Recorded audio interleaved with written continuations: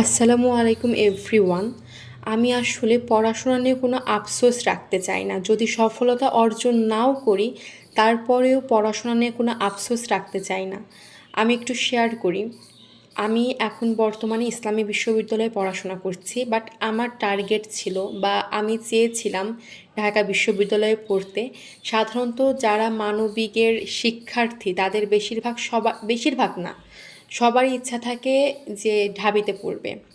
But আমার এখন এসে মনে হয় যে যদি একটু ভালো করে পড়তাম বা নিজের যে জিনিসগুলোতে দুর্বল সে জিনিসগুলো যদি ভালো করে দেখতাম বা এটা না করে যদি এটা করতাম বা ওই টাইমটা হয়তো বা ভালো করেই পড়িনি, এজন্য আসলে চান্স পাইনি, অনেক অনেক জিনিস মাথার ভিতর ঘোরাফেরা করে এবং আফসোস হয়, সত্যি আফসোস হয় যে কেন একটু পড়লাম না বা কেন একটু ভালোভাবে পড়লাম না বা কেন, মানে বিভিন্ন রকম চিন্তা মাথার মধ্যে ঘোরে।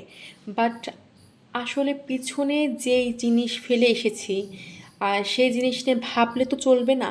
তো এখন আমি ভাবি যে পড়াশোনাটা এমনভাবে করতে হবে এখন বর্তমানে, যদি হচ্ছে আমার একাডেমিক রেজাল্ট খারাপও করি বা আমি যদি চাকরি নাও পাই, ভাগ্যের কথা তো বলা যায় না, নাও পাই, তারপরেও যেন এই আফসোসটা না থাকে যে ইস আর একটু পড়লেই পারতাম। বা যখন আমার চাকরির সময় চলে যাবে, বয়সসীমা চলে যাবে, তখন যেন মনে না হয় যে এই সময় থাকতে কেন পড়লাম না। কারণ এই আফসোসগুলো না জীবনকে শেষ করে দেয়। এই আফসোসগুলো না কারোর সাথে শেয়ার করা যায়, না নিজের মধ্যে রাখা যায়।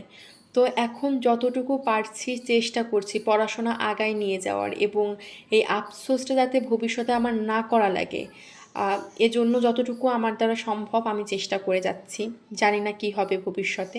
তো যাই হোক, সকাল 3:30টার সময় উঠে, সকাল না রাত 3:30টার সময় উঠে সমস্ত কাজ সেরে পড়তে বসেছিলাম। আজকে 3 ঘন্টা পড়েছি, খুব একটা বেশি পড়তে পারিনি কারণ আমার একটু পার্সোনাল প্রবলেমের কারণে। যেহেতু আজকে 3 ঘন্টা পড়েছি, টার্গেট ফুলফিল হয়নি, এজন্য চেষ্টা করব সন্ধ্যাবেলা কষ্ট হলেও পড়তে বসা, 1-1.5 ঘন্টা যাতে পড়তে বসতে পারি।